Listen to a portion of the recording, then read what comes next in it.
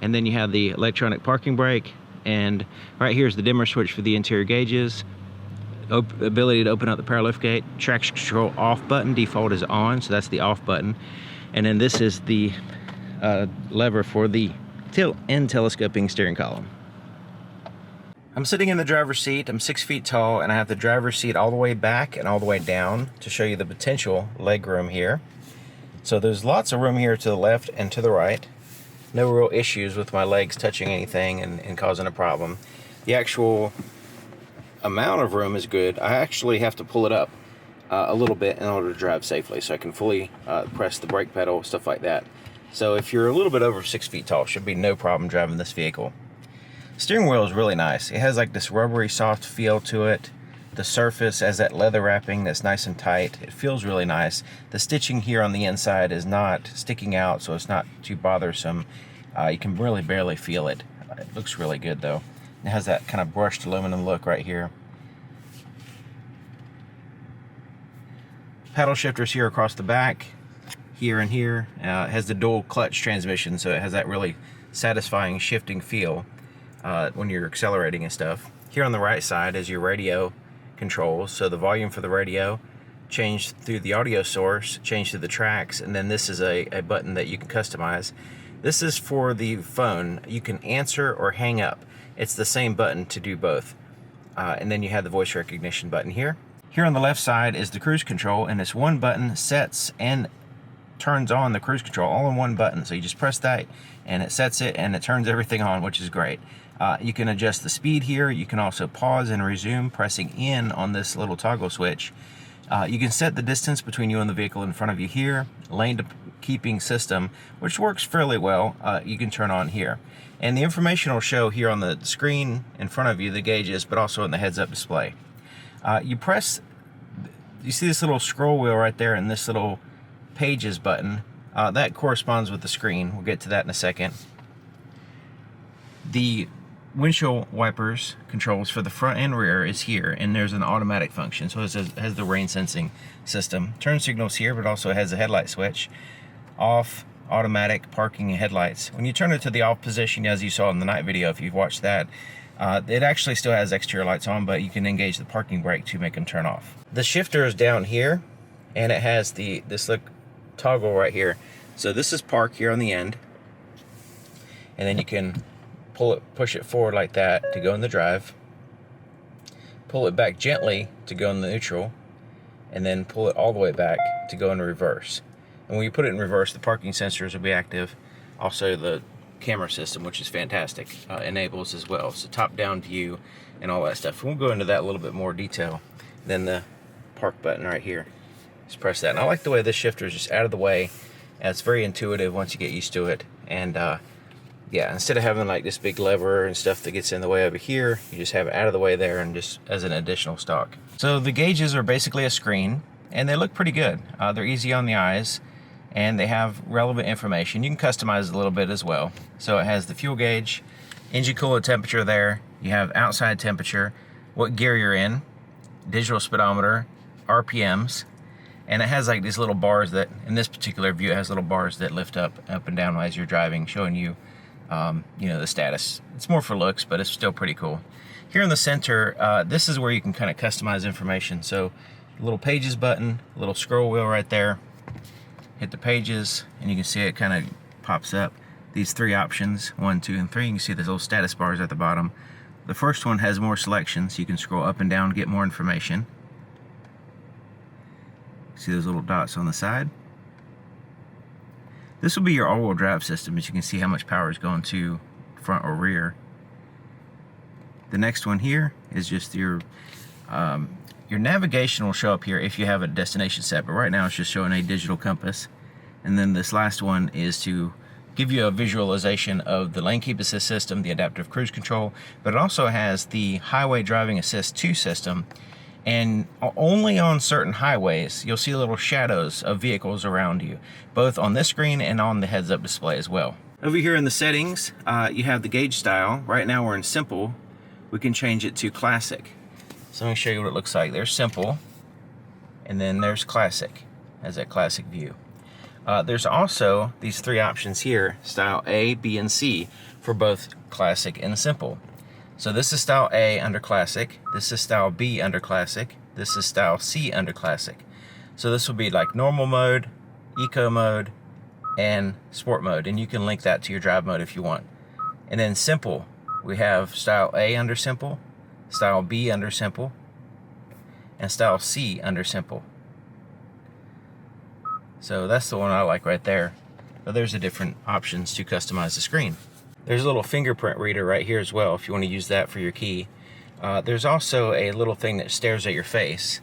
There's a camera and infrared illuminators here that will stare at your face and make sure you're paying attention and kind of serve as a nanny and lecture you. Here, it pops up here and tells you to pay attention, and then it actually disables your adaptive cruise control if it doesn't see your face. So if your steering wheel is too high or something like that and it can't see, the camera can't see, or if you have your hand over here or something like that, or if you just kind of, whatever, if it's covering that up, then it's not going to be able to use the systems that it has. Now, if it disables cruise control while you're driving, and it's kind of an issue for me, but it's not.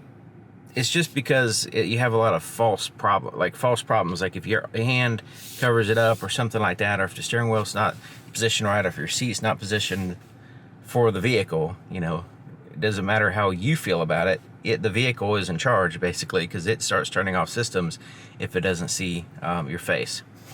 So just keep that in mind. Modern vehicles now will have camera systems and nannies and stuff like that you have to comply to the vehicle instead of the vehicle complying to you. Okay, so over here is the touchscreen, and we have the home screen, and then we have different options here. Swipe, swipe, swipe. We also have a pull down shortcut, quick control shortcut menu, which you can customize using that little cog right there, what you want to have here. And so here on the first screen, you have the navigation, and it has the day and the night mode. Right now we're in day mode, of course. And you can also have the voice navigation, or you can turn the voice navigation off, which is nice to have. Right here is this little button, and depending on what screen you're in, will pop up a little options menu. So sometimes, depending on what you're in, you can press that to pop up additional options and stuff like that. It gives you shortcuts to the settings, basically. All right, there's the media right here.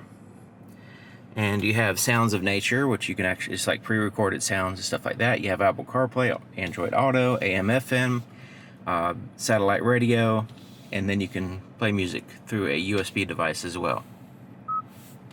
All right, your phone, once you pair that, you have access to that, send, receive calls, all that stuff. And the phone projection. So this would be your Apple CarPlay, Android Auto. Voice memo. This is really handy. You hit that and you can record a memo. So subscribe to Mike's Car Info on YouTube. Alright, so it saves a voice menu right there, a memo. So this is handy. Always, like, you have an idea and you just don't want to write it down because you're driving. You can't write it down, so you can quickly kind of like state what your idea is into the system, and then you can come back to it later. Alright, here's the seat options here. You can adjust it has the heated seats as well, heated second row seats, but it has heated and cool seats here in the front. You can also second row fold, so you can fold them down. You see what it's doing right there. Now you can do it with the switches on the seat as well. But this is the ability to go into that cargo mode. And then we can lift it up, and it pulls it up. Since it's a power seat, it's kind of convenient to be able to do it right here on the screen as well as on the seat as well.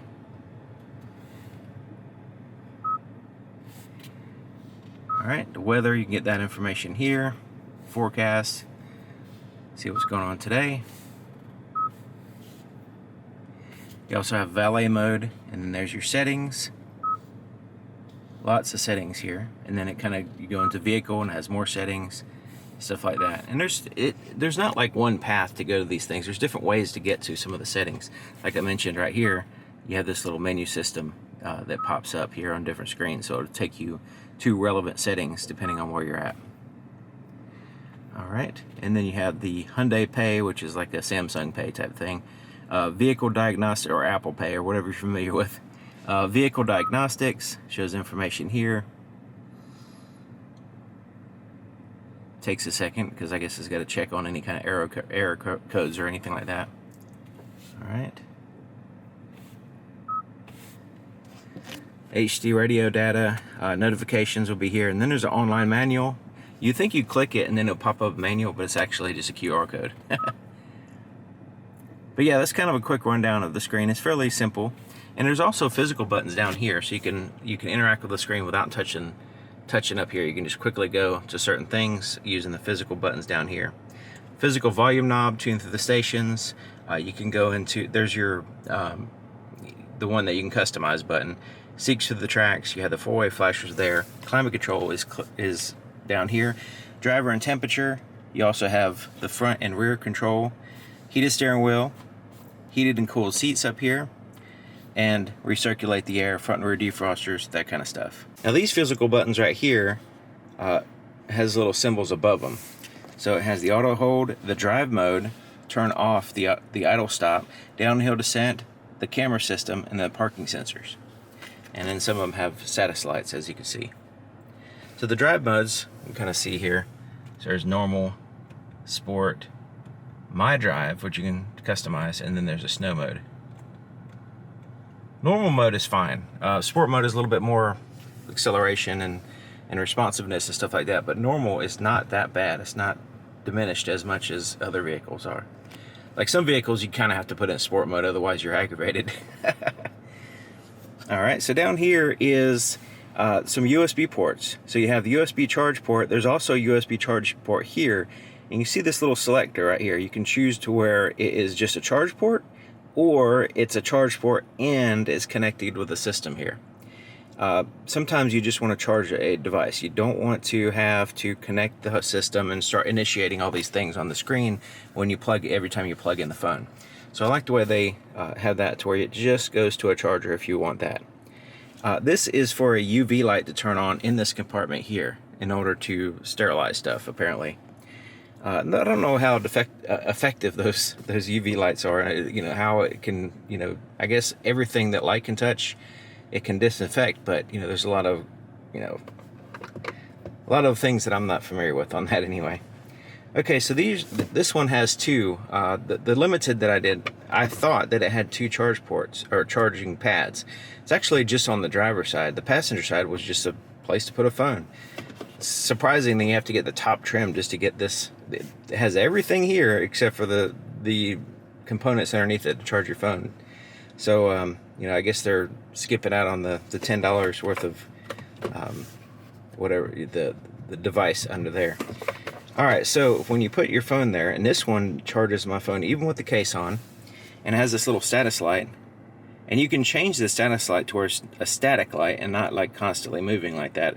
But I like the way I can quickly glance and see that it's actually still charging. There's also, when you connect a wire to it, a little spot right there for wires to go in and out and not getting in the way. Now it does kind of interfere a little bit with your cup holders. The cup holders have these little arms to take up the slack, but it's still, they're kind of deep, so if I put like a coffee in there, it's like your coffee goes way down in there and it's hard to get out. And also they're not very tight, so some bottles kind of wobble around. This armrest is rubbery soft and it's pretty good. You can open it from the front like this, or you can open it from the back. So the back seat drivers can grab stuff out. And don't forget they have the USB ports here as well on the sides of the seat. But this lifts up and it stays wherever you leave it. It doesn't slap back down. It's really nice. This is high up as it goes right here. And then there's a compartment, and it has this little tray. I have my business cards in there right now. This tray comes out. You see a little tray right there. It's pretty deep. Put some stuff in it. But you notice this goes down in there quite a ways. And basically, remember that drawer we saw in the back? That drawer is this compartment. So, pretty cool. You have a divider. So, you have this compartment here, and as you slide it out, there's a whole nother compartment here. And this would be like the secret compartment. So go on a business card in there. And then you see I move it forward like that. Now I see, you can see kind of in there, but that compartment is not accessible to the back drivers, the back seat drivers back here. But you do have to pull it forward in order to access it. So it's kind of interesting. It has a rear view mirror and a rear view camera. And the camera is excellent, especially for a vehicle like this. And we'll look at the visibility soon, but this helps out with the visibility, especially if you have a lot of cargo back there, passengers, all that stuff. This you have a direct view behind the vehicle as you're driving, especially on the highway. It comes in handy. There is the HomeLink garage door control here, and then on the right side is the adjustments for the rear view camera. So you can adjust the up and down and the brightness. Above that is the roadside assistance. You also have buttons here for the lights. You have these quick reading lights. You can turn on all the interior lights. You can also have them not turn on with the door. So this is the off light. And this is for the sunroof. This is for the rear shade in the back. We'll get to that in a second. The visors are like a suede type material. Same thing with the headliner. And it has a big mirror. But you have to turn the light on. The light is up here. There's a manual switch for the light. There's a little clip right there. And it does slide out a little bit to give you full coverage. Kind of surprised they went with the suede instead of like a vinyl or something more easier to clean. Probably be a good idea to put some kind of like protectant or something on that, because if you're touching all the time, it seems like it would get dirty. Okay, so we have a sunroof here and then just a glass roof back there. So the glass roof, you can open it up using that switch I showed you. It's a powered shade. And then this one is manual. It's real easy, just kind of slide it back, but it covers 100% of the light. And then you have this button right here, so you can tilt it up, tilt it down, slide it back. Push it again. Nope, that's as far back as it goes.